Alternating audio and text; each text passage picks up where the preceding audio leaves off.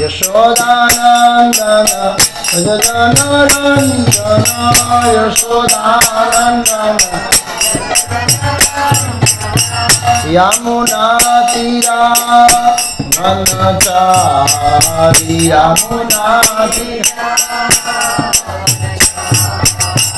यमुना तीरा वनचारी यमुना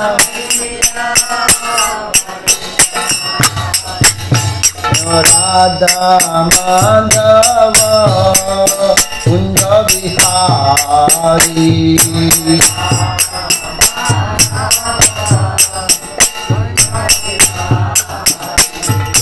गोपीजन वल्लभ गिरिवरधारी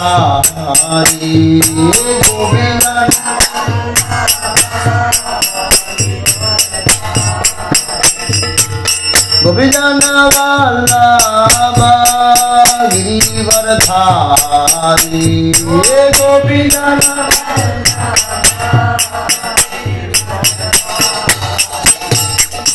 यशोदानंदन जनरंजन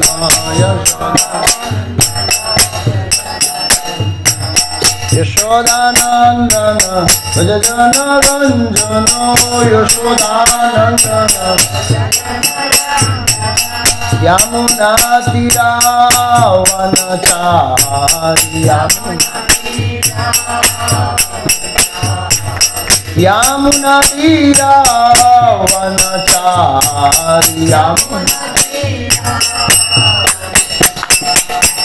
जय राधा माधव कुंज बिहारी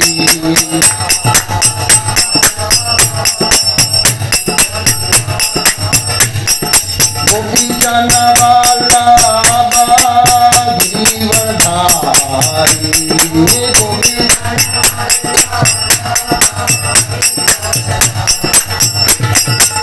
गोपीजन वल्लभ गिरिवरधारी गोपीजन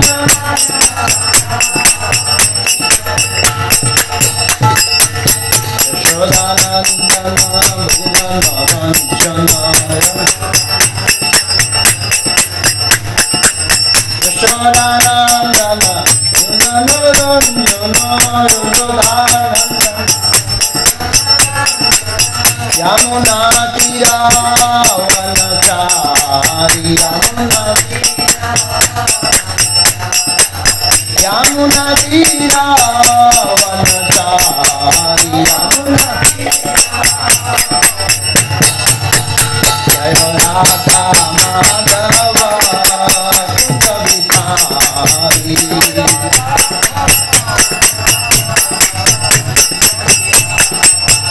जय राधा माधव कुंज बिहारी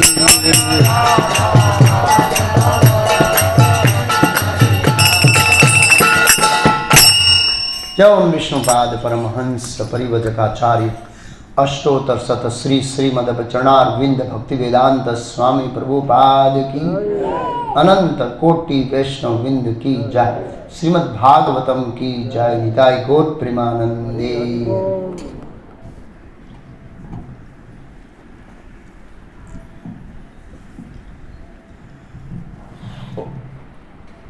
ओम नमो भगवते वासुदेवाय।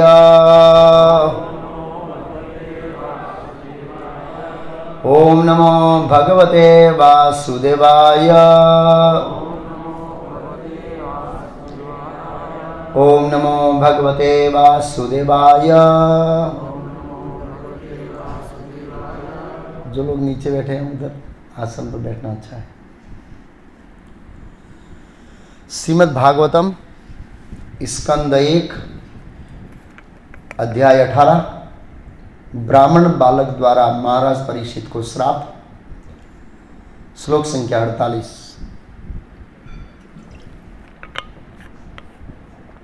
तिरस्कर्ता विप्रलब्धः सप्तः क्षिप्ता हता अपि न अस्य तथा प्रतिकुर्वन्ति तद्भक्ताः प्रभवो अपि हि तिरस्कृताः विप्रलब्धाः शप्ताः क्षिप्ताः हता अपि नास्य तत्प्रतिकुर्वन्ति तद्भक्ताः प्रभवो अपि हि तिरस्कृताः विप्रलब्धाः शप्ताः क्षिप्ताः हता अपि नास्य तत्प्रतिकुर्वन्ति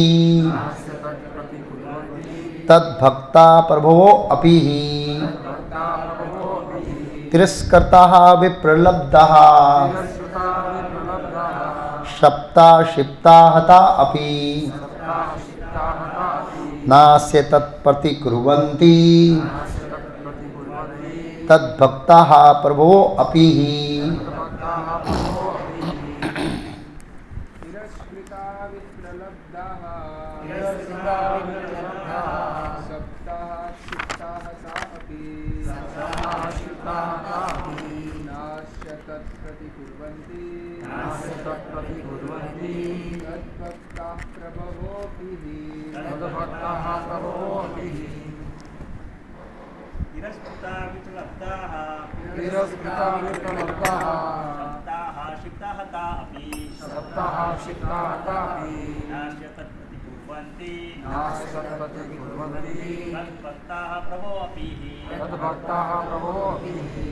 माताएं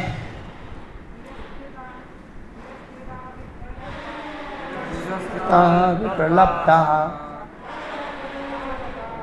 शप्ताः क्षिप्ताः हता अपि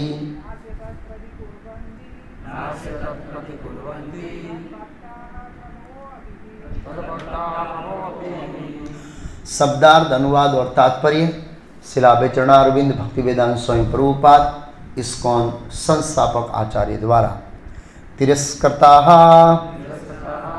अपमानित होकर, विप्रलब्धाः ठगा जाकर, सप्ताह शापित होकर, क्षिप्ताः उपेक्षा के कारण विचलित, हताः अथवा मारे जाने पर, अपि भी अपि भी न कभी नहीं, अस्य इन कार्यों के लिए, ततः उनको प्रतिकुर्वन्ति प्रतिकार करते हैं, ततः भगवान को भक्ताः भक्तगण प्रभवः शक्तिमान अपि यद्यपि ही निश्चय ही। अनुवाद, भगवान के भक्त इतने सहिष्णु होते हैं, भगवान के भक्त इतने सहिष्णु होते हैं कि अपमानित होने, ठगे जाने, शापित होने, विचलित किए जाने, उपेक्षित होने अथवा जान से मारे जाने पर भी कभी बदला लेने का विचार नहीं करते हैं। तात्पर्य, समीक ऋषि ये भी जानते थे कि भगवान उस व्यक्ति को क्षमा नहीं करते हैं जो उनके भक्तों के चरणों का अपराध करता है। भगवान इतना ही आदेश दे सकते हैं कि भक्त की शरण ग्रहण करो। भगवान इतना ही आदेश दे सकते हैं कि भक्त की शरण ग्रहण करो। उन्होंने मन में सोचा, मतलब समीक ऋषि मन में सोचा कि यदि महाराज परीक्षित बदले में साथ दे दे तो बालक को बचाया जा सकता है, लेकिन वे ये भी जानते थे कि शुद्ध भक्त सांसारिक लाभों तथा हानियों के प्रति लापरवाह शब्द का प्रयोग सही नहीं, उदासीन होता है, उदासीन लापरवाही। अतः भक्तगण कभी भी निजी अपयश, ताप या उपेक्षा इत्यादि का बदला नहीं लेते हैं। जहाँ तक ऐसी बातों का संबंध है, भक्तगण निजी मामलों में उनकी परवाह नहीं करते हैं, किंतु यदि ऐसी चीज़ें भगवान तथा भक्तों के विरुद्ध में की जाती है तो भक्तगण बहुत कठोर कार्यवाही करते हैं। चूंकि ये निजी मामला था, अतएव समीक ऋषि को पता था कि राजा इसका बदला नहीं लेंगे। अतएव अपरोढ़ बालक के लिए भगवान से याचना करने के अतिरिक्त अन्य कोई विकल्प न था। ऐसा नहीं है कि केवल ब्राह्मण ही अपने अधीनों को शाप देते या आशीर्वाद देने में सक्षम होते हैं। भगवत भक्त चाहे वह ब्राह्मण न भी हो तो भी ब्राह्मण से अधिक शक्तिशाली होता है। लेकिन भक्त कभी भी अपने लाभ के लिए शक्ति का दुरुपयोग नहीं करता है। भक्त की जितनी भी शक्ति होती है वह भगवान तथा उसके भक्तों की सेवा में ही लगती है। ओम अज्ञानतिमिरान्धस्य ज्ञानाञ्जन शलाकया चक्षुरुन्मीलितं येन तस्मै श्री गुरुवे नमः। नमो ओम विष्णुपादाय कृष्णपृष्ठाय भूतले श्रीमते भक्तिवेदांत स्वामी इति नामिने। नमस्ते सारस्वती देवे गौरवाणी प्रचारणे निर्विशेष शून्यवादी पाश्चात्य देशतारिणे।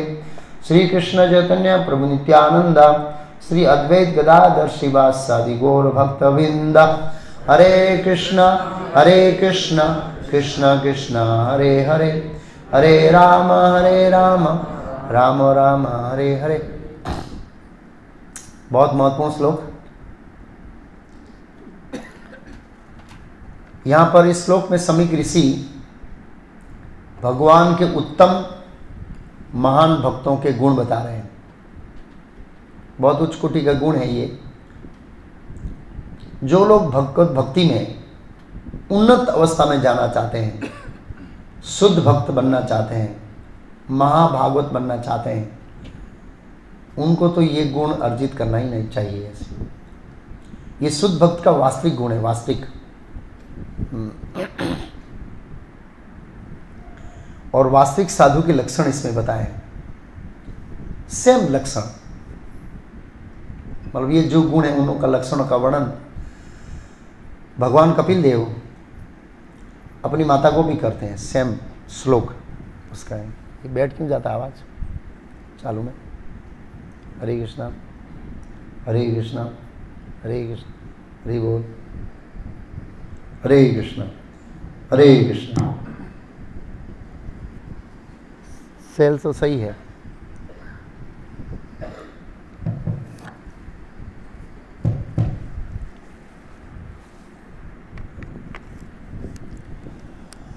हरे कृष्णा।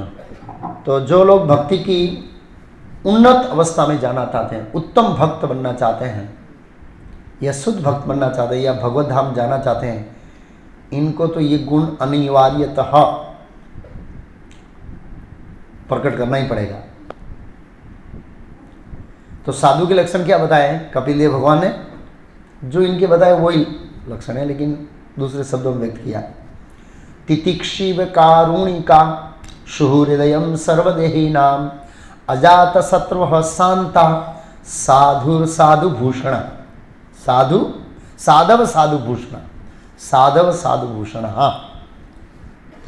तो तितिक्षिवा, तितिक्षिव मतलब सहनशील, तितिक्ष से कारुणिका करुणा, तितिक्षिव कारुणिका।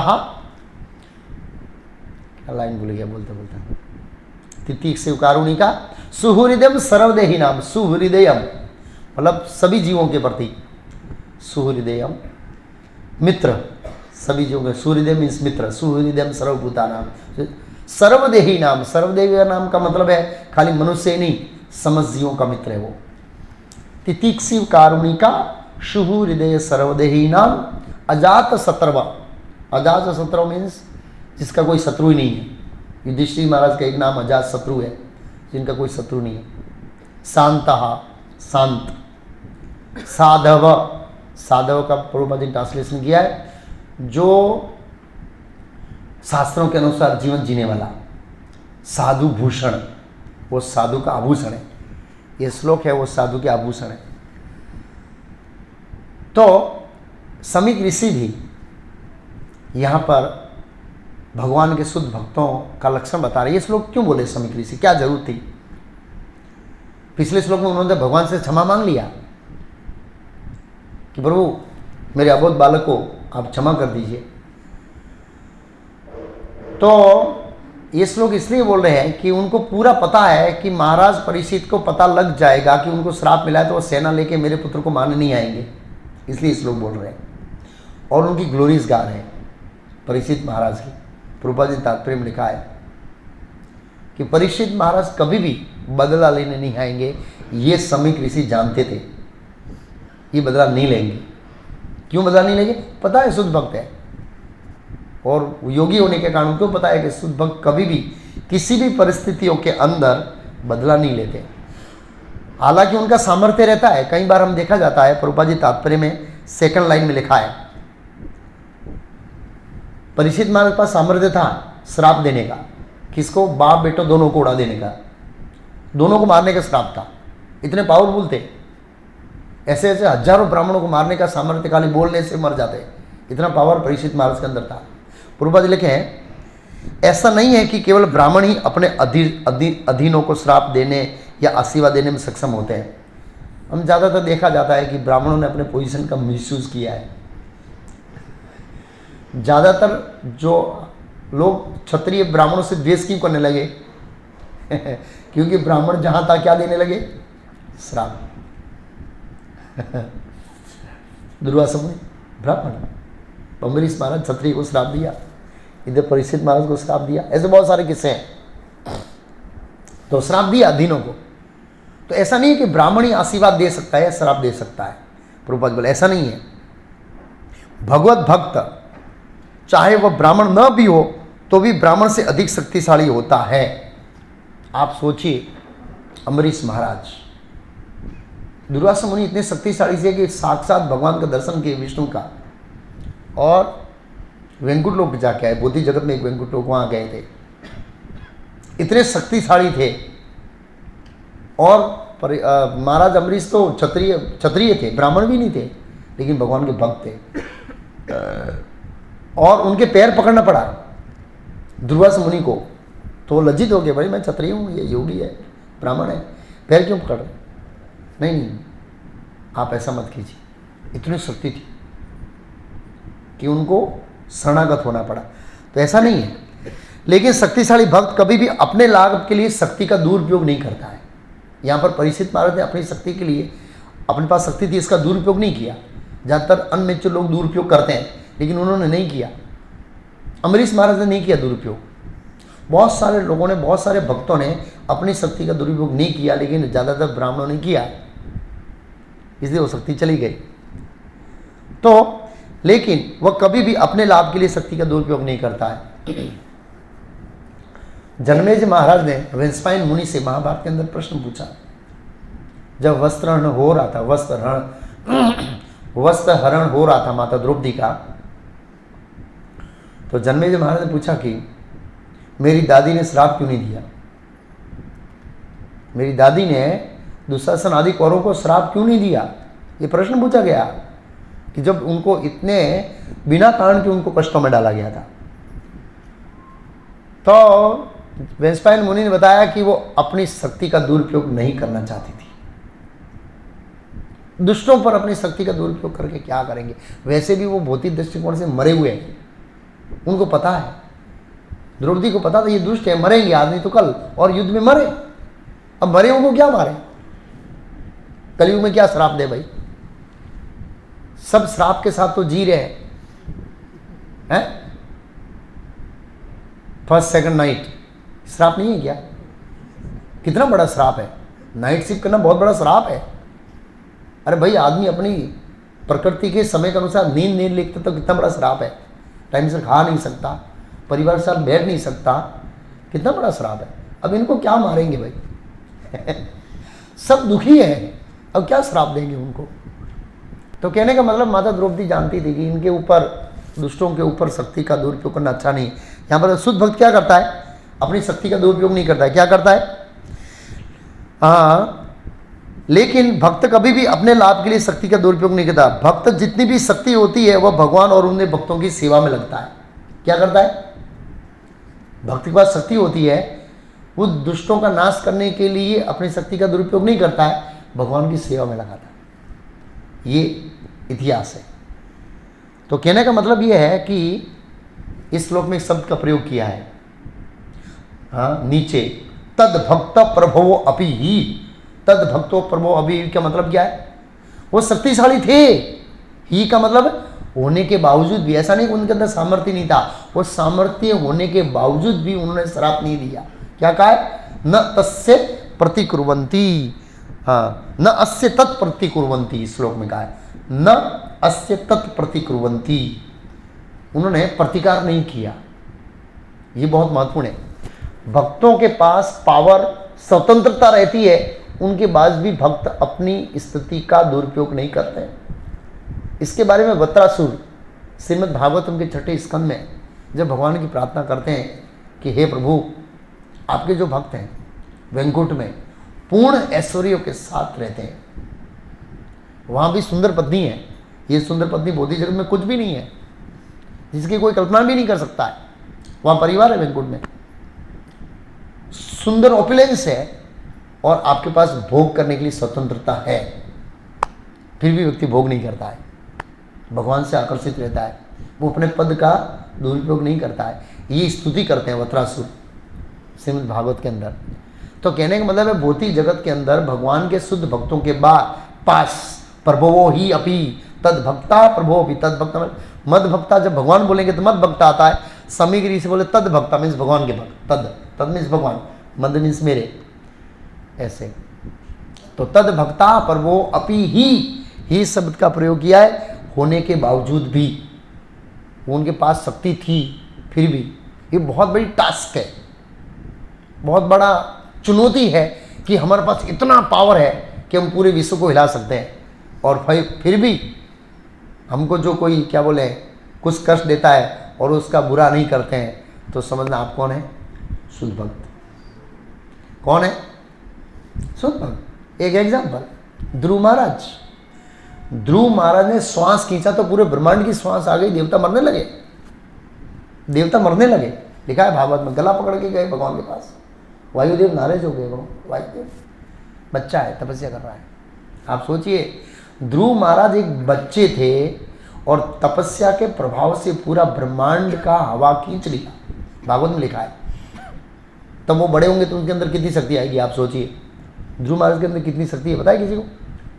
ये जितने भी ग्रह, सूर्य, तारे, इन सब की रस्सियाँ किसके हाथ में? ध्रुव महाराज सिंहासन पर बैठे बैठे बस पकड़ के बैठे हैं। सूर्य को पकड़ते हैं तो ऊपर आता है, और अब सूर्य को छोड़ते हैं रोज। ध्रुव महाराज सूर्य को छोड़ते हैं अभी, क्यों? नीचे जा रहा है सूर्य, इधर सेंटर में से नीचे जा रहा है ना, अब छोड़ते हैं रस्सी। जब वो खींचेगा तो ऊपर आएगा, फिर उत्तरायण दक्षिणायन, ऐसे सब तारे, एक तारे नहीं करोड़ों करोड़ तारे, उनकी सबकी रस्सी लगाम ध्रुव महाराज के हाथ में।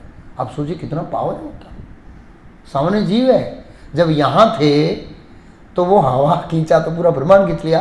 अब वो ध्रुव लोक के अंदर बैठे बैठे सब ग्रहों, तारों, नक्षत्रों को कंट्रोल में रखे हैं। और रस्सी किसकी बनी हुई पता है किसी को? भगवान भी कितने महान है, वायु की रस्सी।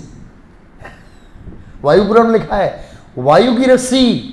और बोले यार हमने तो रबड़ की देखी है, और धागे की देखी है, सूत्री की देखी है, इसकी देखी, प्लास्टिक की देखी, वायु की भी रस्सी बन सकती है। भगवान सब कुछ बना सकते हैं। ये ग्रह तारे छूटे नहीं है, ये वायु की रस्सी से कंट्रोल हो रहे हैं, और सबका कनेक्शन ध्रुव लोक से है। ध्रुव महाराज के हाथ में कंट्रोल है। सब तारों को देखिए, आप घूम रहे हैं ना, सब ध्रुव महाराज के हाथ में। ऐसा भागवत में लिखा है, पुराणों में लिखा है अलग अलग। एनीवे, तो मैं ये बता रहा था कि भगवान के भक्त बहुत शक्तिशाली होते हैं, और कई बार भगवान इतना पावर देते हैं भक्त को, अपने जितना पावर दे देते हैं। कई बार अर्जुन को बोला क्या ये बाण बाण छोड़ रहे, मेरा सुदर्शन चक्र ले ले, 5 मिनट में युद्ध पूरा कर देना। हाँ भगवान ने बोला महाभारत में, बस खत्म। अपने जितना पावर दीजिए। सुदर्शन चक्र मतलब सेम एज ए कृष्ण जितना पावर। कृष्ण छोड़ेंगे जितने लोगों को मार सकता है, इतने ही लोगों को अर्जुन छोड़ेगा तो ही मार सकता है। लेकिन अर्जुन का नहीं, वासुदेव आपने मेरे शरीर में जो सामर्थ्य दिया है उससे ही मारूंगा, ये तो अन्याय होगा। तो अर्जुन ने वो स्वीकार नहीं किया, पर वो चल मिसयूज नहीं किया। भगवान ने पावर दिया था, मिसयूज नहीं किया। हम तो हाँ आप ही दो बाबा शांति मारे હું ચિંતા આ કેટલા બાણ છોડી ને કેવું થશે, 5 મિનિટ હું પૂરો કરી ઘરે જઈએ શાંતિથી મોબાઈલ જોઈશું, टाइम तो મળશે मोबाइल જોવાનો। ऐसे, लेकिन मिसयूज नहीं किया अर्जुन ने कभी भी ऐसे। ओके, तो ये बताना चाहते हैं मतलब तद भक्ता प्रभो वही अपी, भगवान के भक्त है वो प्रभावित नहीं होते, उनके पास ऑपुलेंस, पावर, शक्ति, सत्ता, ये सब रहने के बाद भी ये प्रभावित नहीं होते। इवन वैकुंठ में जाते तो वहाँ भी ऑपुलेंस से प्रभावित नहीं होते, उनका मन भगवान के अंदर लगा रहता है पूर्ण रूप से। तो ये शुद्ध भक्त का लक्षण है, न वो बौद्धिक जगत में प्रभावित होते हैं और न ही आध्यात्मिक जगत में प्रभावित होते हैं। वो तरह में बोलते हैं आगे इतना ऑपुलेंस है फिर भी उनको भोग में रुचि नहीं है, इतना सुंदर परिवार है, इतना सुंदर पत्नियाँ हैं, इतनी सुंदर स्त्रियाँ हैं, वहाँ पर कोई आकर्षण नहीं है, खाली भगवान के गुणगान गाने में ही उनका आकर्षण है। तो ये शुद्ध भक्त का लक्षण है। और यहाँ भी भक्त अपने पद का दुरुपयोग नहीं करते हैं। तो यहाँ पर समीक ऋषि जो भगवान के शुद्ध भक्तों का वर्णन कर रहे हैं, पहला शब्द है तिरस्कृता। तिरस्कृता मतलब अपमानित होकर, अगर कोई अपमान करता है। विप्रलब्धा, विप्रलब्धा मीन्स ठगा जाकर, कोई ठगता है। सप्ता, साप देता है। क्षिप्ता, उपेक्षा करता है। हंता, मार देता है, फिर भी वो बदला नहीं लेता है। क्या कहा है? न अस्य तत्त प्रतिक्रुवंती, प्रतिकार नहीं करता है, बदला नहीं लेता है। तो ये तो समीक ऋषि ने यहां पर बताया गुण के भक्तों के अंदर होता है, लेकिन श्रीमद् भागवतम में कई भक्तों ने अपने अंदर इन गुणों को प्रकट किया है। अपने अंदर भक्तों के अंदर देखे गए ये गुण। एक है सिद्धांत बोलना, एक है प्रैक्टिकल किसी के अंदर कुछ घटना में गुण को दिखना, दो अलग चीज है। मैं बोलता हूं इसके अंदर ये गुण है, लेकिन कहीं प्रकट ही नहीं किए तो कैसे पता लगेगा है। तो सभी भगवान के शुद्ध भक्तों में ये जो गुण है तिरस्कृता, विप्रलब्धा, शप्ता, क्षिप्ता, हता भी ये व्यवहार करते हैं, फिर भी न अस्य तत् प्रतिकुर्वन्ति, वो सामने प्रतिकार नहीं करते हैं। पहला उदाहरण हम समझते हैं युधिष्ठिर महाराज, भागवतो उत्तम महाभागवत पुरुष, भगवान के महान भक्त। दुर्योधन ने इतना कष्ट दिया, इतना कष्ट दिया, तो भी युधिष्ठिर महाराज को महाभारत के अंदर अजात शत्रु के नाम से पुकारा गया है। उन्होंने कभी दुर्योधन का अपना शत्रु समझा ही नहीं, वो दुर्योधन को सुयोधन बोलते थे। और इसकी कथा महाभारत में मैंने कई बार बताई है। जब दुर्योधन को गंधर्व लोग पकड़ रहे थे, युधिष्ठिर महाराज ने छुड़ाने के लिए आदेश दिया चार भाइयों को। चार भाई बोले हम नहीं जाएंगे, जो काम हमें करना चाहिए वो गंधर्व लोग कर रहे हैं। युधिष्ठिर महाराज मैं जाऊंगा, नहीं बैठ जाओ हम जाएंगे। युधिष्ठिर महाराज जाने लगे तब वो खड़े हुए, ठीक बता, बोला नहीं ये घरेलू मामला झगड़ा है, हम 105 है बाहर के लिए, अंदर घर का झगड़ा है, चलता रहेगा, संसार में ऐसा होता है। बहुत युधिष्ठिर महाराज मायने नहीं लिया। एक एग्जाम्पल युधिष्ठिर महाराज का, ऐसे कई लोग हैं जिन्होंने ऐसे देवी और शुद्ध भक्तों के गुण को प्रदर्शन किया है।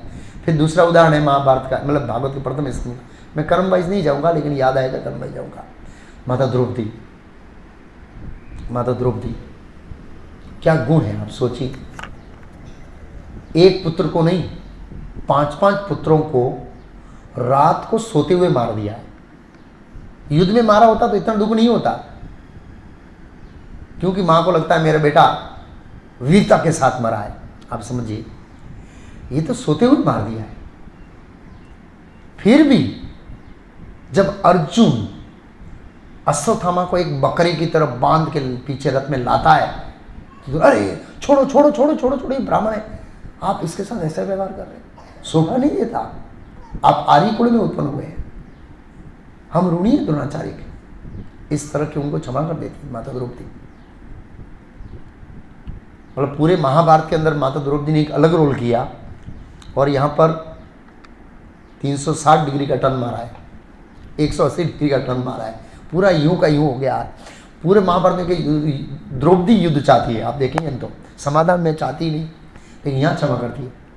तो शुद्ध भक्त होते हैं, जहाँ जरूरत पड़ती है वहाँ क्रोध वाला रूप भी धारण करते हैं, जहाँ जरूरत पड़ती है देवी गुण को भी प्रकट करते हैं। क्षमा कर दिया, पुत्रों का हत्यारा सामने है फिर भी क्षमा कर दिया। बहुत कठिन है हो भाई, बहुत कठिन है, क्षमा कर दिया। उसके बाद आते हैं चित्रकेतु महाराज में ये जो लिखा है ना, तिस्कर्ता, विप्रलब्धा, सप्ता, क्षिप्ता, हंता अपि न तस्य प्रतिक्रुवन्ति। भक्तों के साथ ऐसा व्यवहार होता है, फिर भी भक्त बदला नहीं लेते हैं, ये समझा रहा हूं। एक देवी गुण है। आगे समझेंगे हम लोग कि बदला लेने से क्या होगा और लेने से क्या होगा। चित्रकेतु महाराज की कथा आपको पता है। चित्रकेतु महाराज का पुत्र नहीं था और पुत्र हुआ और फिर मर गया। फिर नारद मुनि और अंगिरा मुनि ने उपदेश दिया और उनको मंत्र दिया, भगवान के भक्त बन गए। शंकरसन भगवान ने 7वें दिन दर्शन दिया और शंकरसन भगवान ने एक विमान दिया। वो विमान लेकर वो घूम रहे थे और शिव जी माता पार्वती जी को जंगा पर बिठाकर कथा कर रहे थे। तो वो टॉन्ट मारा, टॉन्ट, वाह वाह कितने महान है, मतलब स्त्री को जंगा पे बिठाया है और मन विचलित नहीं हो रहा, कथा का फ्लो अच्छा चल रहा है। इस हिसाब से वो तो मित्र थे चित्रकेतु महाराज से और मित्रता के भाव में बोले। लेकिन माता पार्वती जी ने उसको उल्टा ले लिया, ये मेरा पति का और मेरा अपमान हो रहा है। श्राप दे दिया कि आप असुर बन जाओ, आपकी असुरिक मानसिकता है।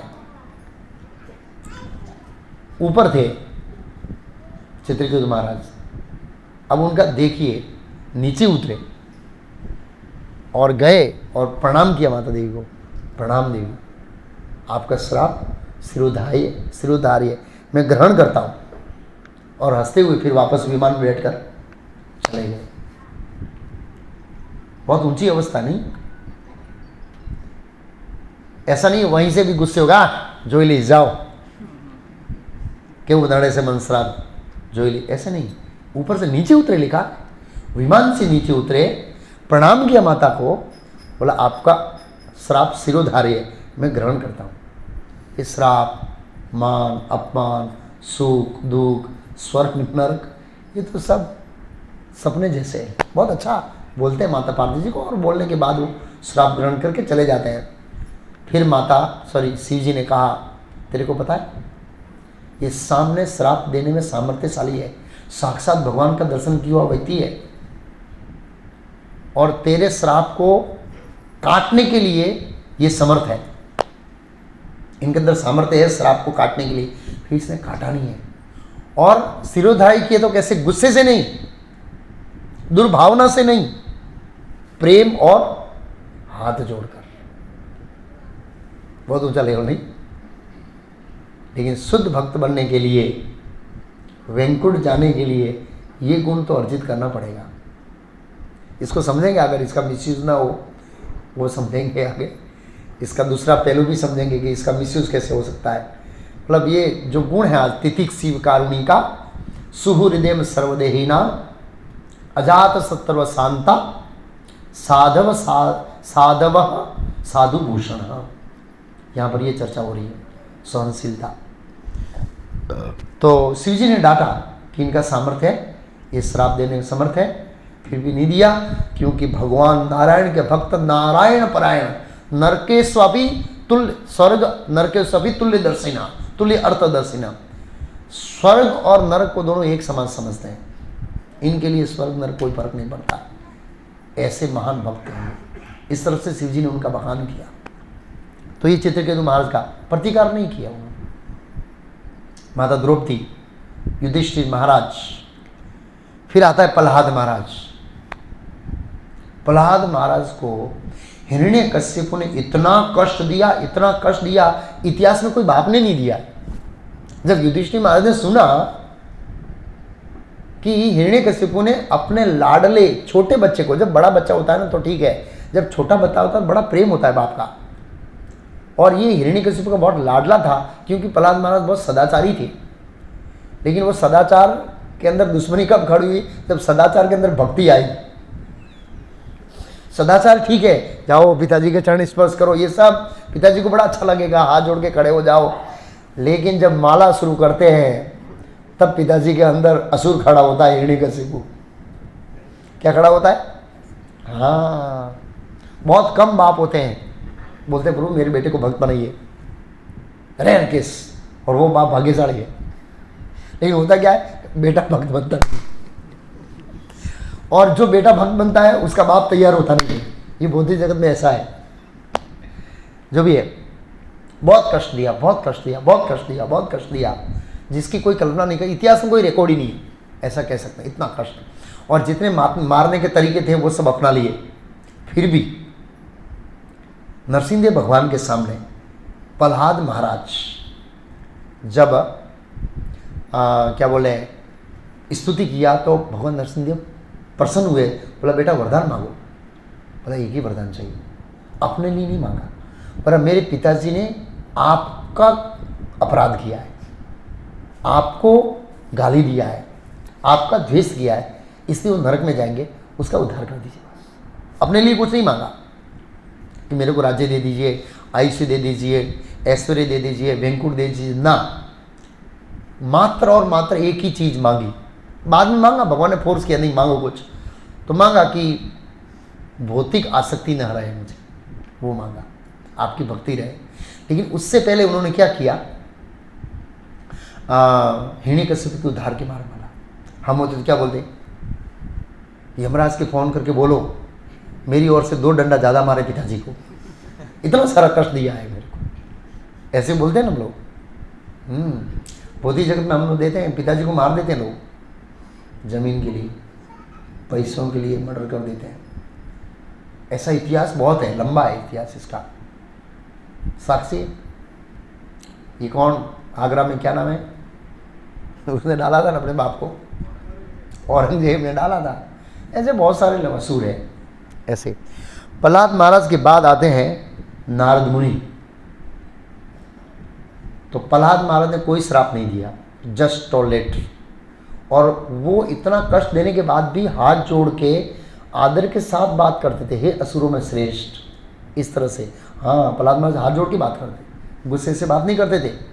और उन्होंने कभी नहीं बोला क्या समझता है तुम अपने आप को, पता है 1 सेकंड में नरसिंहदेव तेरे को फाड़ देंगे। और नरसिंहदेव देख रहे थे, अभी आए, देख तेरा क्या होता है, मैं देख लेता हूँ, ऐसे कभी नहीं बोले, मतलब बड़ी नम्रता के साथ। कितना देवी गुण है प्रहलाद महाराज। फिर आता है नारद मुनि। नारद मुनि ने 10 प्रजापति के 1000 बच्चों को एक साथ में ब्रह्मचारी बनाया। कितने बच्चे, तो दूसरा 1000 का लॉट पैदा किया उसने, दूसरा भी बना दिया, तीसरा 1000 का लॉट किया, उसको भी बना दिया। अब तो बहुत गुस्से हो गए और वो बच्चे वापस आए नहीं तो दुखी थे। तो नारद मुनि को लगा कि जब आदमी दुखी होता है तब उसको प्रचार करूंगा ना तो वैराग्य उत्पन्न होगा और वो भक्ति करेगा। तो यहाँ तो उल्टा हो गया। ये भौतिक जगत में, मतलब भारतवर्ष में ऐसा होता है, जब दुखी व्यक्ति होता है ज़्यादातर प्रचार करते हैं तो फिर जुड़ता है, ऐसा देखा गया। स्वर्ग में ये असर नहीं होती है ज़्यादा। तो नारद मुनि का प्रचार किया, उसको समझाया क्यों दुखी हुए हो, तुम कारण हो, तुम आज से मेरे श्राप से तुम 3 दिन से ज़्यादा कहीं टिकोगे नहीं। बहुत अच्छी बात है, ज़्यादा प्रचार होगा। क्या होगा, ज़्यादा, बोला 3 दिन टिक पाओगे। लेकिन वो श्राप द्वारका में नहीं लड़ा, लिखा द्वारका में भगवान से तब नारद मुनि कहीं भी भगवान भेजते उसको तुरंत वापस आ जाते और द्वारका में 24 घंटा लेते। कितने सालों साल तक द्वारका में रहे नारद मुनि। हाँ लिखा है बाबा ने, वो श्राप नहीं लड़ा क्योंकि वो भगवान का धाम है। इसलिए प्रभुपाद जी बोले मैं भी 3 दिन से ज़्यादा कोई मंदिर में टिकता नहीं हूँ। वर्ल्ड टूर करते हैं, बोला मेरे बहुत सारे ब्रह्मचारी बने और उनके माता पिता ने मेरे श्राप दिया है। ये साधु हमारे बच्चों को ब्रह्मचारी बना दिया। ऐसे नारद मुनि ने सामने कोई प्रतिकार नहीं किया, कोई प्रतिकार नहीं किया नारद मुनि दक्ष प्रजापति का। फिर आते हैं अम्बरीश महाराज। अम्बरीश महाराज की कथा तो आप जानते हैं। मैं एक प्रसंग बताऊंगा जिससे हमें पता लगता है ये सब महान भक्त हो गए, उन्होंने ऐसे दिव्य गुणों का प्रदर्शन किया, ऐसे नहीं किया है।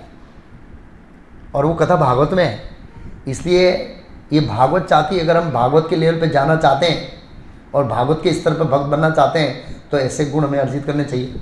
अम्बरीश महाराज, दुर्वासा मुनि आए तो अम्बरीश महाराज ने कहा हम साथ में दोपहर का प्रसाद लेंगे या ब्रेकफास्ट, एकादशी साथ में तोड़ेंगे, एकादशी साथ में तोड़ेंगे। बोला ठीक है, मैं स्नान करके आता हूँ नदी में। और डुबकी लगाया तो ऊपर ब्रह्म निराकार ब्रह्म ज्योति के ध्यान में चला गया, डूब गए। अब इधर एकादशी तोड़ने का समय हो गया है और अम्बरीश महाराज ने कहा भाई एकादशी तोड़ने का समय अतिथि है, अतिथि के बिना कैसे एकादशी तोड़ूं।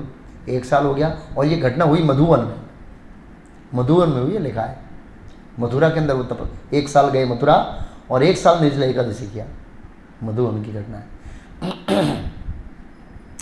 तो समय हो गया। फिर ब्राह्मणों का एक काम करिए, आप जल लीजिए, तो जल से वो ब्रेकफास्ट भी हो जाएगा और अतिथि का सम्मान रह जाएगा, क्योंकि आपने अन्न तो लिया नहीं है। दोनों रास्ता, कई बार ऐसे शास्त्रों में कॉम्प्लिकेशन होता है, तो ऐसा रास्ता बताया जिससे दोनों का सम्मान रहे। तो ऐसा किया और वो ध्यान में जान लिया दुर्वासा मुनि ने कि मेरे बिना ही एकादशी तोड़ दिया उन्होंने। और पहले से वहाँ से ही नदी में निकले बाहर से, तब से टेम्परेचर ऊपर चले गया था। क्या समझता है तू अपने आप को, राजा इतना घमंडी, विष्णु का भक्त होकर शर्म नहीं आई तेरे को? शिष्टाचार का उल्लंघन किया है तुमने, मेरे को आमंत्रण देने के बाद अकेला अकेला तुमने एकादशी तोड़ दिया। अम्बरीश महाराज का फोटो देखना हो, ऐसे खड़े, ये नम्रता है। और ये भाई ऐसे ऐसे गुस्सा इतना टेम्परेचर अप गया है कि डाउन होने में बहुत समय लगेगा। और उन्होंने कोई प्रतिकार नहीं किया। वो भूतनी निकाली, उसने एक ऐसे बाल डाला, अब भी देखता हूँ तुम लोगों को दंड दूंगा, क्या समझते हो अपने आप को, शिष्टाचार का उल्लंघन करते हो। और फिर भी खड़े रहे, ठीक है आने दो भूतनी को।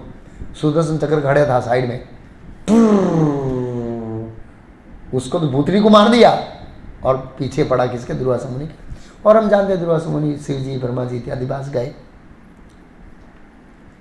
और भगवान ने फिर क्या किया, सर्वधर्मान पावर ऑफ एटर्नी मैंने मेरे भक्त को दिया। प्रभुपाद जी लिखा इसमें, समयिक ऋषि ये जानते थे कि भगवान उस व्यक्ति को क्षमा नहीं करते हैं जो भक्त के चरणों का अपराध करते हैं। भगवान क्षमा नहीं करते हैं। आगे लिखा है, भगवान इतना ही आदेश दे सकते हैं कि भक्त की शरण ग्रहण करो।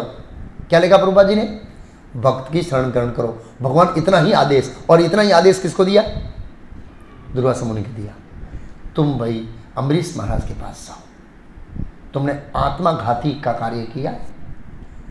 आप सोच सकते हैं दुर्वासा मुनि यहाँ से गए और वहाँ से वापस आए, कितना समय हुआ बताए, 1 साल। भागवत में लिखा है कितना साल। अब सोचिए, इतना परेशान किया, इतना धमकी दिया, फिर भी उपवास चल रहा है। पहले तो 1 साल एकादशी करते, तब तो रोज उपवास, पूरा 1 साल का। बोला दुर्वासा मुनि आएंगे, साथ में प्रसाद लेंगे। कितना दिव्य गुण है, कितना दिव्य गुण है पता है आपको। हम बोलते अरे गयो खाड़ा में महाराज छू, हूँ तो जमी लो। लिखा है 1 साल तक उन्होंने वेट किया, अभी आएंगे, अभी आएंगे, अभी आएंगे, अभी आएंगे, अभी आएंगे। और आके सीधा पैर पकड़ा वो तो लज्जित हो गए, नहीं नहीं नहीं नहीं। और फिर उन्होंने कहा, आज मुझे विष्णु के भक्तों का महात्म्य पता लगा। आज मुझे विष्णु का भक्तों का क्या लिखा, प्रभवो ही अपी, प्रभाव पता लगा, कितने प्रभावशाली होते हैं। भगवान भी उनके कार्य में दखलगिरी नहीं करते हैं, भगवान भी क्षमा कर देते हैं। ओके, तो अम्बरीश महाराज 1 साल तक भूखे रहे और फिर साथ में प्रसाद लिया। सोचिए, अतिथि को साथ में प्रसाद लेंगे, और हम क्या करते हैं, 1 बजे प्रभु जी मैं आऊँगा प्रसाद लेने के लिए, 2:30 बज जाता है तो बोले यार मैं तो ले लेता, इनको बाद में खिला दूंगा। ऐसे तो ये अम्बरीश महाराज की मानता है शुद्ध भक्त की। उनको प्रतिकार नहीं करना वो दूसरा स्टेप है, लेकिन उनके लिए प्रसाद के लिए वेट करना ये तीसरा स्टेप है।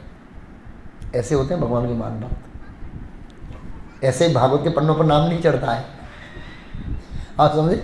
इतिहास में सदियों से इनकी गाथा गण ऐसे ही नहीं चल रही है, ये सब महान लोग थे। उसके बाद आते हैं शिव जी। दक्ष प्रजापति की सभा में श्रीमद् भागवत के 4थे इसमें कथा आती है। ये सब भागवत में कथा है, इसलिए हम लोग प्रोत्साहित करते हैं भागवत खरीदिए और पढ़िए, और जब मैं पढ़ेंगे तो फिर जात में तात्पर्य पढ़ेंगे तो क्लिक होगा। दक्ष प्रजापति यज्ञ कर रहे थे और पहले से ही ये अपने जमाई को पसंद नहीं करते थे। कौन? दक्ष। क्योंकि शिव जी का जो बाह्य परिवेश है वो थोड़ा अटपटा है, सामान्य लोग समझ नहीं पाते हैं। बबूती लगाना, सांप का ऑर्नामेंट्स और खोपड़ियाँ लटकाना, वो पहले पसंद नहीं थे, लेकिन ब्रह्मा जी ने रिकमेंड किया था, इसलिए ब्रह्मा जी की आज्ञा का उल्लंघन नहीं कर सकते, इसलिए माता सती का विवाह दक्ष ने शिव जी से कराया। उसको पहले पसंद नहीं था, और आंतरिक रूप से तो थोड़ा मन मुटाव था ही जमाई और ससुर का। और योगन योग ऐसी घटना घट गई। वो घटना ऐसी घटी कि सब देवता आए और सब प्रजल्प कर दे। प्रजल्प मतलब हम जब प्रजल मतलब सांसारिक बातें, ग्राम्य वार्ता है। ग्राम्य वार्ता का मतलब पॉलिटिशियन की बातें, फिल्मी की बातें, क्रिकेट की बातें, कश्मीर में कौन जीतेगा, हरियाणा में कौन जीतेगा, वक्फ बोर्ड का क्या होगा, ऐसे मतलब लोग चर्चा करते रहते हैं ऐसे। तो दुनियादारी की बातें। लेकिन शिव जी को पसंद नहीं थी। शिव जी ने आंख बंद कर लिया और आंतरिक ध्यान शुरू कर दिया। वो ध्यान में बैठे थे ऐसे ही, सभा में टॉक चल रहा है और शिव जी भगवान विष्णु का मनन कर रहे थे। और दक्ष प्रजापति आए तो भौतिक शिष्टाचार के अनुसार उनको प्रणाम करना चाहिए, सबने किया। और ब्रह्मा जी ने कहा हुआ ऐसे कि वो तो पिताजी है तो प्रणाम नहीं कर सकते। और उनसे जो छोटे थे वो सब सभा में खड़े हुए और उन्होंने सम्मान किया। शिव जी ने नहीं किया था, ऐसे देखा इटलो अहंकार। फिर वो उल्टा सीधा बोलने लगा शिव जी को, माधुरी आंखों वालों, मेरी पुत्री हिरणी की आंखों जैसी है, इसकी तो माधुरी बंदर की जैसी आंख है। बहुत गलत बोला वो, बहुत शिव जी का अपमान किया। शिव जी चुप, कुछ नहीं बोले। अब शिव जी के जो अनुयायी है वो तो अपने स्वामी का अपमान सहन नहीं करेंगे ना। उन्होंने श्राप दिया सामने वाले पक्ष को, और सामने वाले पक्ष ने श्राप दिया शिव जी के अनुयायी को। अब ये श्राप ये हो रही है। शिव जी उठे चुपचाप कैलाश में, कुछ नहीं बोला। इतने बड़े, खाली तांडव नृत्य करने से पूरा ब्रह्मांड नाश हो जाता है। एक बाल से वीरभद्र को निकाला, समस्त देवताओं की हालत खराब कर दी एक बाल से शिव जी ने। इतना बड़ा वीरभद्र, इतने शक्तिशाली व्यक्ति है, कोई प्रतिक्रिया नहीं है उनकी। आप सोचिए। और उन्होंने दक्ष को क्षमा कर दिया। हम आगे जाएंगे समझेंगे। ये तो भागवत की कथाएं हो गई। अब हम जाते हैं चैतन्य चरितमृत पर, मतलब ग्रेजुअली आएंगे, हमारे प्रभुपाद तक आएंगे। ऐसा नहीं है कि गुरु प्रभुपाद जी के अंदर नहीं है। हाँ, फिर जाएंगे हरिदास ठाकुर। हरिदास ठाकुर मुसलमान परिवार में जन्म लिए थे और 3 लाख नाम जप करते थे। तो मुसलमान के राजाओं ने उनको 22 बाजार के अंदर कोड़ों से पिटवाया। मर नहीं रहते। तो जो मारने वाले ने बोला, हरिदास ठाकुर कुछ कीजिए, आप मर जाइए, नहीं तो ये काजी हमको मार देगा। आप सोचिए, जो उसको कोड़े मार रहे हैं उसके लिए हरिदास ठाकुर ने क्या बोलते हैं वो, एक क्या बोलते हैं समाधि, तीसरी तुरीय अवस्था है, एक तुरीय अवस्था जिसमें खाली प्राण रहता है, बाहर से आदमी मरा हुआ लगता है। वो तुरीय अवस्था में चले गए अपनी योग शक्ति से। उन्होंने रिक्वेस्ट किया। किसने रिक्वेस्ट किया? हम होते तो क्या होते, हाँ तने मारे हारो, केम तू મને મારે છે ને, હું नहीं मरूँ એટલે તારો राजा तने मारसे। हम ऐसे होते हम बोलते ना, चाहे तू मर जाए। नहीं, उनको बचाने के लिए, जो उनको मारने वाले थे उनको बचाने के लिए हरिदास ठाकुर का, मैं एक समाधि में चला जाता हूँ और उसके बाद राजा को बुला के बता देना, देखो मरा है और अब ये क्या है, ये मुसलमान नहीं है, ये हिंदू बन गया है, इसको डांटेंगे नहीं, इसको नदी में फेंक देते हैं। और उसको उठा के नदी में फेंका और 1 किलोमीटर के अंदर जाके हरिदास ठाकुर बाहर निकल गए समाधि से। ये पूरी घटना है। तो कोई प्रतिकार नहीं किया मारने वालों, ना तो उस मुसलमान के प्रति जिसने आदेश दिया, न उनके प्रति। फिर आगे आता है कुरेश, हाँ श्रीवास ठाकुर। गोपाल चापाल नाम का एक ब्राह्मण था। उन्होंने श्रीवास ठाकुर का अपमान किया था, बदनाम किया उनको, बदनाम, यहाँ पर अपमान शब्द कहाँ लिखा है, तिरस्कर्ता में अपमान, तिरस्कर्ता, अपमान किया था। और हाँ, भागवत में एक कथा और रह गई, विदुर जी। विदुर जी का अपमान किसके किया था पता है? दुर्योधन ने। श्रीमद् भागवत के 30 स्कंद में कथा आती। बहुत सम्मानित व्यक्ति थे विदुर जी, बहुत बड़े महात्मा है। आप सोचिए विदुर जी कौन है पता है किसी को? यमराज है। यमराज का इतना बड़ा अपमान, दासी पुत्र को यहां बोलने के लिए किसने बोला, इसको बकवास करने के लिए किसके कहा, ये शब्द का प्रयोग किया है, निकलो यहां से, इसको खाली प्राण रहने दो, बाकी सब छीन लिया जाए। ये आदेश दुर्योधन का था। विदुर जी का कोई प्रतिक्रिया नहीं है, वो तो यमराज है। जितने भी सभा में बैठे 1 सेकंड के अंदर मृत्यु का पास लाकर यमलोक के अंदर उपस्थित कर सकते हैं। चुपचाप वहां से निकल गए। धृतराष्ट्र महाराज भी जो उनका अपराध सहन किए, उनके ऊपर दया आई तो तीर्थ यात्रा वापस आए, धृतराष्ट्र का उद्धार किया उन्होंने। उनके प्रति हृदय में एक लागणी थी धृतराष्ट्र की, ये भूल गया बोलना। ऐसे कई सारे मुझे याद नहीं आ रहे भागवत में जिन्होंने बदला नहीं लिया, बदले की भावना त्याग दिया। ओके, तो और हरिदास ठाकुर का अपराध किया था चापाल गोपाल ने। हरिदास ठाकुर ने कोई रिएक्शन नहीं दिया, फिर उसका लेप्रसी हो गई थी बाद में। उसके बाद आता है एक रामानुचार्य का फेमस शिष्य कुरेश। अब हुआ क्या, ये भी बहुत महत्वपूर्ण मतलब गुण है हमारे आचार्यों के शिष्यों में भी। कुरेश क्या किया था, रामानुचार्य के समय में राजा शिव भक्त थे और ब्राह्मण विष्णु भक्त थे, और राजा अपने पद का उपयोग करके विष्णु भक्तों को शिव भक्त में क्या कर रहे थे, कन्वर्ट। जैसे वो क्रिश्चियन लोगों को कन्वर्ट करते हैं अजीत भाई, एवं लोग जैसे भी पैसा देकर अपने पद का उपयोग करके, ये उपयोग करके, वो जो भी करते ऐसे, तो वो कन्वर्ट कर रहे थे। और रामानुचार्य उस चैलेंज को जीला था, इसलिए वो जो श्रीरंगम के अंदर जो राजा था, शिव था, शैव था, उसने बोला मतलब उस क्षेत्र का बहुत बड़ा क्षेत्र था उस समय, तो दक्षिण भारत का राजा। तो राजा ने कभी उसका नाम सुना था लेकिन देखा नहीं था। किसको? रामानुचार्य देखा नहीं था, नाम सुना था, भेंट नहीं हुआ। तो अपने सिपाहियों को भेजा, जाओ रामानुचार्य को उठा के ले आओ। तो पता लगा गुरुदेव को राजा को पकड़ने का आदेश है। तो कुरेश नाम का शिष्य था, वो गया, गुरु महाराज आप यहाँ से भाग जाइए, आपका ड्रेस सब ऑर्नामेंट्स मुझे दे दीजिए। ड्रेस बदल के वो भाग गए रामानुचार्य, सब बैठ गए गद्दी पर, और सिपाही आप रामानुचार्य? बोला हाँ, चलो हमारे साथ चलो। और राज्यसभा के अंदर पेश किया गया और बोला स्टैम्प पेपर पर लिख के दे दो शिव जी परम भगवान है। क्या क्या लिख के दे दो? क्योंकि रामानुचार्य बहुत मान आचार्य, वो लिख के दे देंगे, बस प्रमाणित हो गया शिव जी परम भगवान है। बोला नहीं लिख के दूंगा तो? बोला आंख फोड़ दूंगा तेरी। फोड़ दो, फोड़ दिया, फाड़, फिनिश। जो आंख फोड़वा दिया राजा ने।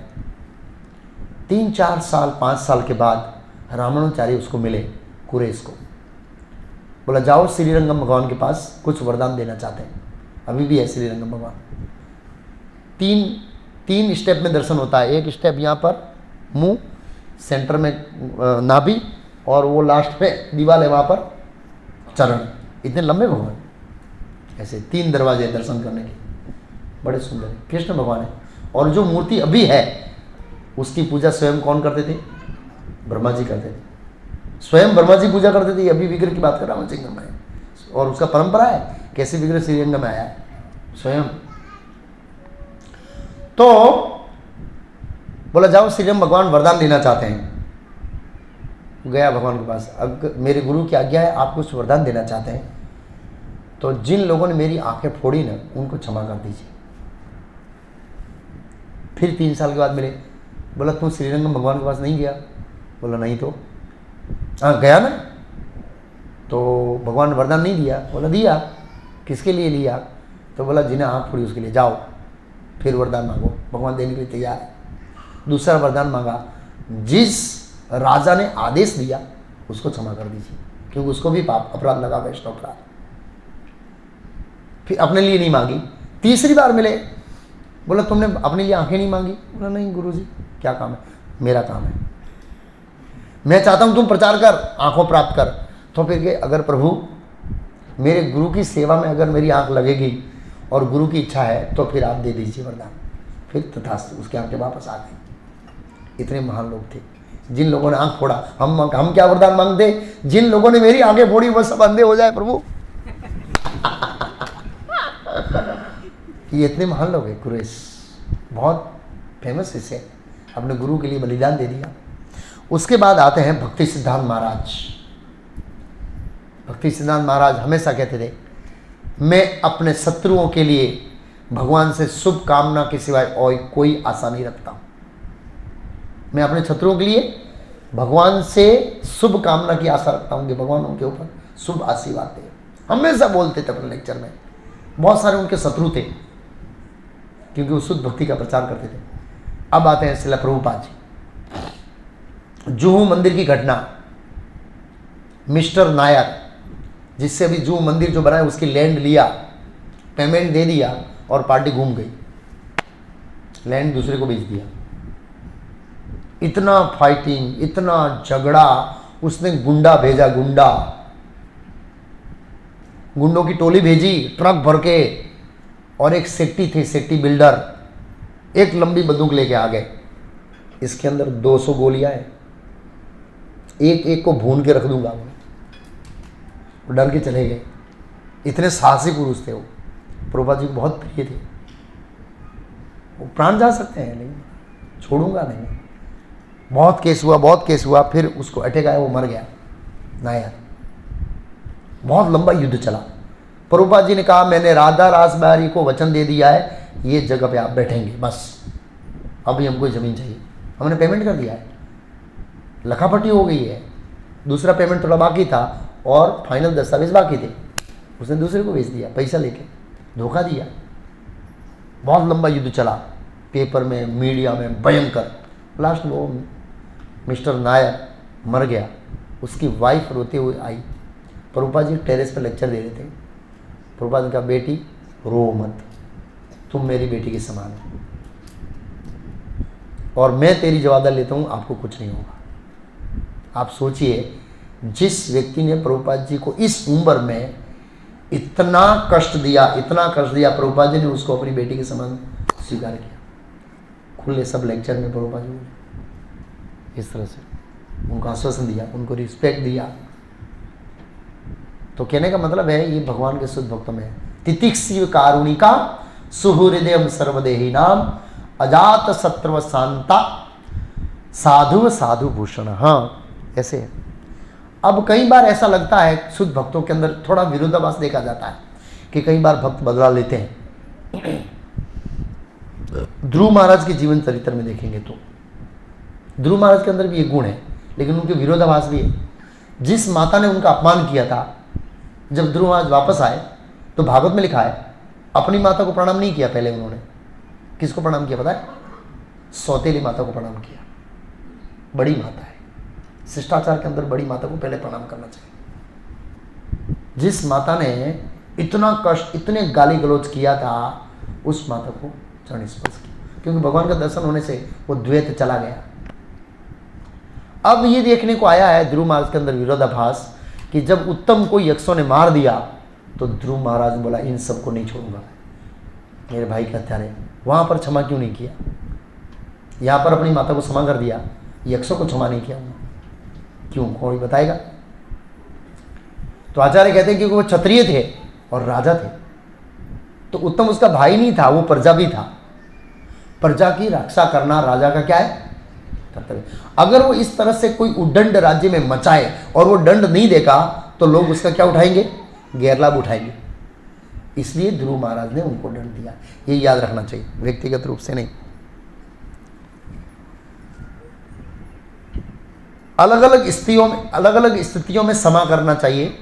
सब स्थितियों में क्षमा भी नहीं कर सकते, ऐसा भी देखा गया है। किस स्थिति में क्षमा कर सकते हैं? जब व्यक्ति हृदय से पश्चाताप करता है मेरी गलती होगी, उसको क्षमा कर सकते हैं।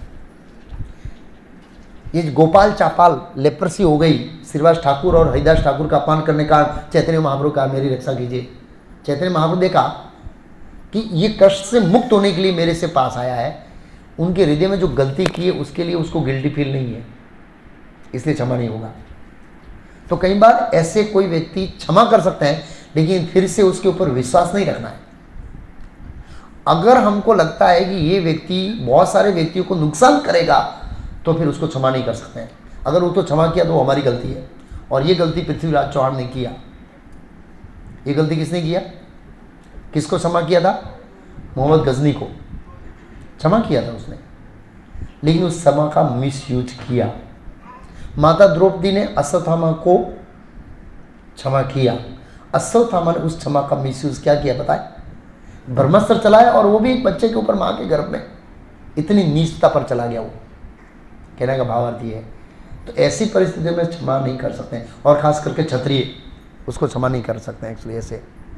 और जो हृदय से पश्चाताप के साथ जो भक्त क्षमा याचना करता है उसको क्षमा कर देना चाहिए। और कई बार दया करके दंड देते हैं, वो भी एक क्षमा है। जब व्यक्ति अपराधों की बाउंड्री से ऊपर चला जाता है, फिर वो दया के दंड का अधिकारी होता है। और उसके एग्जाम्पल दो है। एक तो है शिशुपाल। शिशुपाल ने बाउंड्री क्रॉस कर दिया। भगवान ने एक गाली क्षमा किया, 2 किया, 3, 4, 5, 6, 7, 100 से क्रॉस कर गया, बस अब तो उसको दंड देना है। तो ऐसी कई बार परिस्थितियां होती है कि व्यक्ति अपनी सीमाएं क्रॉस करता है, तो फिर हम सहन करते रहेंगे, तो फिर गलत है वो, फिर उसको दंड देना चाहिए। कहीं आकस्मिक ऐसी परिस्थिति होती है, व्यक्ति परिवेश में आकर ऐसे कुछ अपराध कर देता, तो फिर क्षमा के योग्य है वो, नहीं तो नहीं है। ये भी हमें याद रखना चाहिए।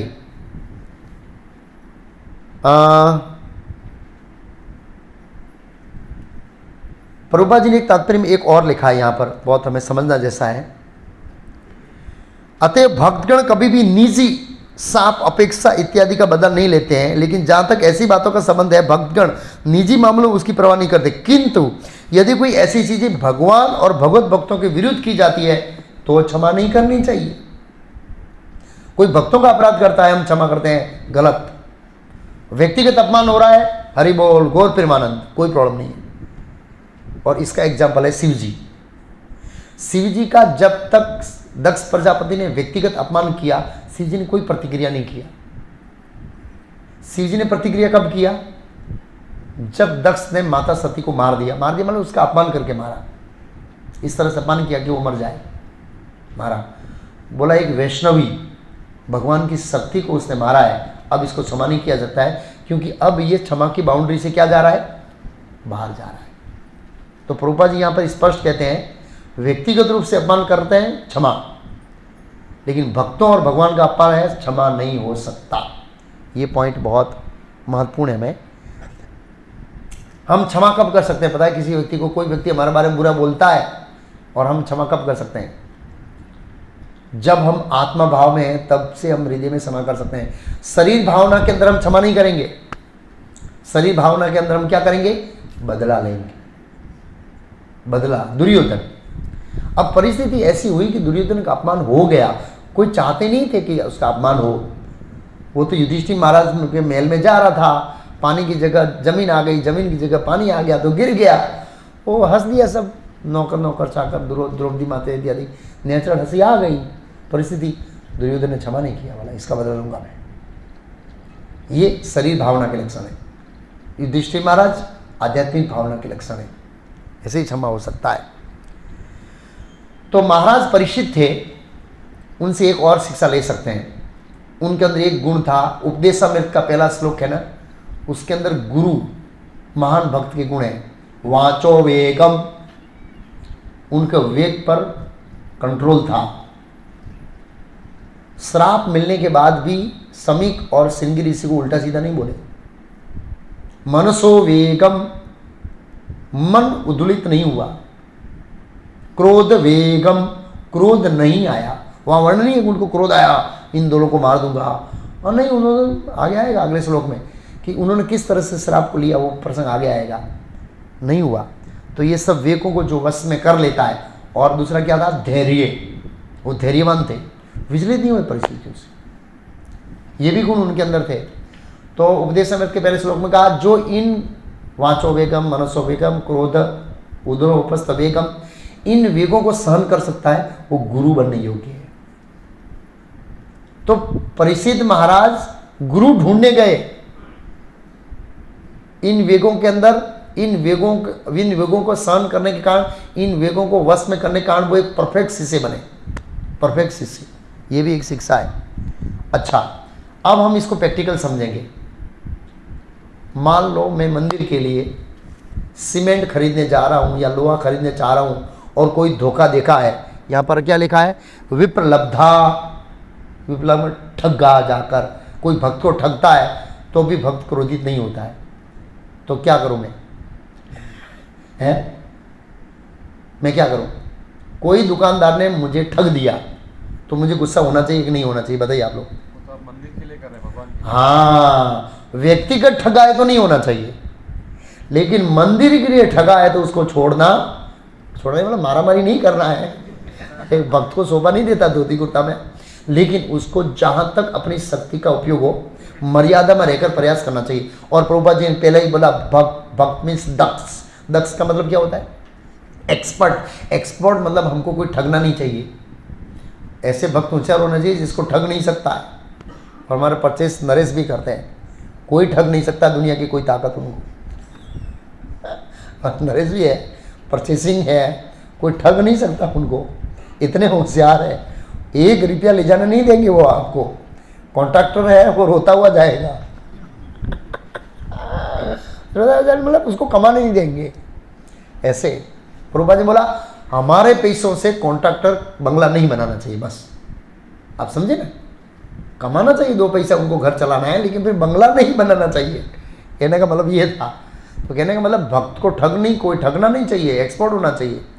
तो कोई मंदिर के सब में ठग रहा है, कोई नुकसान कर रहा है, जमीन में ठग रहा है, सर नहीं हो सकता है। व्यवहार में प्रैक्टिकल रहना है। अगर ये जो व्यवहार है आप बिजनेस में लागू करेंगे ना तो डूब जाएंगे भाई। बहुत प्रैक्टिकल रहना है हमको, ये भाई ध्यान देना है। मतलब व्यवहार के अंदर कोई धोखा देते हैं हमको तो फिर सावधान रहना पड़ेगा, उसको सहन नहीं किया जा सकता है। मर्यादा में रहकर उसको करना चाहिए, ऐसे सावधान रहना चाहिए। और प्रभुपाद जी क्या लिखा? व्यक्तिगत अपमान, व्यक्तिगत सम्मान, व्यक्तिगत तिरस्कार वो सब सहन है। भगवान और भगवान के भक्तों को होता देखकर वो सहन नहीं हो सकता। ये पॉइंट बहुत महत्वपूर्ण है। अब प्रभुपाद जी ने कहा है कि भक्त अपनी शक्ति का दुरुपयोग नहीं करते, श्राप देने में इत्यादि में। कहाँ दुरुपयोग करते हैं? भगवान के गुणगान गाने में, भगवान की सेवा में लगाने। तो हमारे पास जो भी शक्ति है उनका सदुपयोग हम श्राप देने में ना करें, अपना प्रभाव, अपना पावर बताने में ना करें। ये मेरे पास है, ये मेरे पास है, इसकी जगह हमको भगवान की सेवा में लगाना चाहिए। ये बहुत महत्वपूर्ण है। तितिक्षियो कारुणिका सुहृदय सर्वदेही नाम अजात शत्रु शांता साधु भूषण। अब हमें अपने आप को मापना है। यहाँ पर मैंने महान लोगों का नाम लिया, पांडवा, द्रौपदी, ध्रुव महाराज, ये महाराज, ये सब महान लोग हो गए। अब हम कहाँ पर हैं? अगर प्रसाद मांगते हैं कोई नहीं देता है तो जब मेरी बांटने की दशा आएगी तब मैं तेरा बदला लूँगा। और हम याद रखते हैं जब मैं प्रसाद लेने आया था प्लेट पर, इस व्यक्ति ने मेरे को 2 गुलाब जामुन मांगा था, 1 ही दिया, अब इसको तो आधा ही दूंगा। या फिर कोई भक्त सेवा में बोल देता है, ये करता है वो करता है, हम अंदर बदले की आग बैठे लेके रहते, ये मेरी आग कब बुझेगी? तो ये बहुत गलत है, क्षमा कर देना चाहिए। प्रभुपाद जी ने कहा सेवा करते समय, प्रचार करते समय छोटे मोटे चीज़ों के अंदर भूलें होती है, व्यक्ति को क्षमा कर देनी चाहिए, माइंड में नहीं रखना चाहिए। जब इतने बड़े बड़े लोग हैं, इतनी बड़ी बड़ी घटनाओं में याद नहीं रखे, क्षमा एक चीज़ है, और क्षमा के साथ उसको आदर देना, 1 साल तक उसका इंतजार करना, साथ में प्रसाद देंगे, बहुत बड़ी बात है। तो हमें भक्तों को चाहिए इसमें बहुत ये गुण अर्जित करने चाहिए। ये ऐसे ही नहीं लिखा है यहाँ पर खाली बस इतिहास में ये सब ऐसे थे, ये गुण हमको अंदर्जित करना है। कोई हमारा बुरा बोलता है फिर उनसे बात ही नहीं करते, बंद कर देते, ऐसा देखा जाता है भक्तों का। इससे प्रभु आप बोल देना प्रभु ऐसे, मैं नहीं बोलूँगा, क्यों? प्रभु ऐसे हो गया थोड़ा, अरे यार ऐसे हो गया तो क्या हो गया? हाँ ऐसे बोलते हैं प्रभु जान के जो ना हूँ नहीं कहूँ प्रभु, आप बोलो उसको, क्यों? बोला 36 का आंकड़ा है, ये 36 का आंकड़ा फिर कैसे चलेगा? भगवत धाम कैसे जाएंगे? हैं? ये गुणों को अर्जित करना है, और रातों रात ये गुण नहीं आएंगे, मैं स्वीकार कर रहा हूँ, लेकिन ऑन प्रैक्टिस हमको इसको प्रैक्टिस करना है। भागवत में सब गुण दिए कि हमको अर्जित करना है। इस तरह से 2 श्लोक पढ़ लेता हूँ, ये अध्याय पूरा हो जाता है और समय भी हो गया है। ये गुण बताए समीक ऋषि ने। किसने बताए? उनको पता है कि परीक्षित महाराज सेना लेकर आक्रमण करने मेरे पुत्र को दंड नहीं आएंगे, इसलिए उनके पास एक ही ऑप्शन है, भगवान से क्षमा मांगो। वो नहीं आएंगे, वो बोल रहे हैं भगवान के भक्त का अपमान हो गया, श्राप दे दिया, वो बदला नहीं लेंगे, उसको पता है, इसलिए उन्होंने क्षमा मांग के श्लोक बोल रहे हैं। आगे वाला श्लोक है, इति पुत्र कृत अयेन स अनुतृप्त महामुनि स्वयं विप्रकृत राजाज्ञा एव अवमतः अति अचिंत्यत। इस प्रकार मुनि ने अपने पुत्र द्वारा किए गए पाप के लिए पश्चाताप किया और उसने राजा द्वारा किए गए अपमान को गंभीरता से नहीं लिया। नेक्स्ट श्लोक, अंतिम श्लोक। प्रायस साधवो लोके परद्वंदेषु योजिता न वितंती न हस्यंती ये आत्मा अगुण आश्रय। सामान्यतः, अब सार दे रहे हैं समीर ऋषि, सामान्यतः आध्यात्मिक, समीर ऋषि नहीं सौनक ऋषि, सामान्यतः आध्यात्मवादी अन्यों द्वारा संसार के द्वंद्वों में लगाए जाने पर व्यतीत नहीं होते हैं, न ही वे सांसारिक वस्तुओं में आनंद लेते हैं, क्योंकि वे आध्यात्म में लगे रहते हैं। क्यों वे आक्रमण नहीं करते हैं? गुरु महाराज ने पुणे में एक लेक्चर दिया था परम पूज्य भक्ति विकास महाराज इस श्लोक के ऊपर। महाराज बताते हैं अगर हम बदला लेने जाए तो क्या होगा? तुमने मेरा अपमान किया, मैं तेरा अपमान करूंगा, फिर तू मेरा अपमान करेगा, फिर मैं तेरा अपमान करूंगा, तू मेरे को मारेगा, मैं तेरे को मारूंगा, अगले जन्म में फिर मेरे को चुकाना पड़ेगा, अगले जन्म तू मेरे मारेगा, उस अगले जन्म मैं तेरे को मारूंगा। हाँ, क्या होगा? जन्म मृत्यु जरा व्याधि दुख दोषानु दर्शनम। मैं ऐसे हूँ, इसको मारना बाकी रह गया मेरे को। और भगवद गीता का श्लोक है ना, यम यम वापी स्मरण भावम तयंतंते कलेवरम तम तमेवती कौंतय सदा तद भाव भावित। अंतिम गण में इच्छा क्या है? धवल को मारना, ये मेरी इच्छा है। और अगले जन्म भगवान मौका देंगे, मार भाई। धवल का कोई पाप हो गया होगा, फिर धवल अगले जन्म में मरते मरते क्या करेगा? महाप्रभु को मारने की बड़ी इच्छा है, वो अगले जन्म में मेरे को एक एग्जाम्पल दे रहा हूँ। तो ऐसे क्या करेगा? हम दोनों ये द्वेष के कारण जन्म लेते जाएंगे लेते जाएंगे लेते जाएंगे। तो इसलिए गुरु महाराज ने बताया क्षमा कर दो, भूल जाओ, मन से निकाल दो। जब शिव जी यमराज स्वयं कृष्ण को नहीं छोड़ते, लोग गाली देते हैं, तो हमको क्या छोड़ेंगे? हमारी क्या औकात है? इतने महान लोगों का अपमान हुआ है इस संसार के अंदर। कई बार लोग बोलते हैं मेरे को, प्रभु जी इस भक्त ने मेरा अपमान कर दिया। मैं बोला कैदी का क्या मान अपमान, हम सब कैदी है भौतिक जगत में। और एक कैदी बोलता है जाके के जेलर को, सर मेरा अपमान हो गया। अटपटा है कि नहीं? एक कैदी जाके जेलर को बोलता है कि दूसरे कैदी ने मेरा अपमान किया। अब जेलर क्या बोलेगा? जेलर हंसेगा। अब कैदियों क्या क्या अपमान? अरे तेरा अपमान ही है कि तू भौतिक जगत में, तू जेल में, ये भी अपराध है मेरा, है ऐसे इस तरह से, है नहीं? तो क्योंकि ये विचलित नहीं होते हैं, ये कहना चाहते हैं, क्योंकि आध्यात्म में लगे रहते हैं, वो इसको साइड में, वो छोटा मोटा है, कोई बहुत बड़ी बात नहीं है। वो इसका एग्जाम्पल दिया गुरु महाराज ने कि शेयर बाजार में आपके 1 करोड़ डूब गए और टैक्सी वाले ने आपको 10 रुपये का ज़्यादा ले लिया और आप टैक्सी वाले से झगड़ रहे, 1 घंटा मेरा 10 रुपया ज़्यादा ले लिया, इतना मीटर बताया, इतना मीटर बताया, यहाँ से लाया, यहाँ से घुमाया। तो ये बुद्धिमत्ता है? अरे 1 करोड़ तेरे शेयर बाजार में डूब गए और तुम 10 रुपये के लिए झगड़ रहा है, तो ये प्रैक्टिकल नहीं है। महाराज ने बताया। तो कहने का मतलब हम छोटी छोटी चीज़ों की झगड़ रहे हैं और यहाँ पर हमारा कीमती समय, मूल्यवान समय इस झगड़े में जा रहा है। इसलिए क्षमा ही धर्म है। युधिष्ठिर महाराज का जो दिव्य गुण है, वो अपने को छोड़कर सबको क्षमा कर सकते थे, इतने महान व्यक्ति थे ऐसे। हरे कृष्णा। तो यहाँ पर बहुत महत्वपूर्ण शिक्षा इन महान व्यक्तित्वों से, महान भक्तों से इत्यादि से, कि ये लोग थे, उन्होंने बताया शुद्ध भक्ति का मार्ग किस तरह से हमको जीवन में जीना चाहिए। पावन गुणी है, कोई अनाउंसमेंट है? हरे कृष्णा। अभी आरती होगी, प्रसाद ये कर सकते हैं, बाहर है।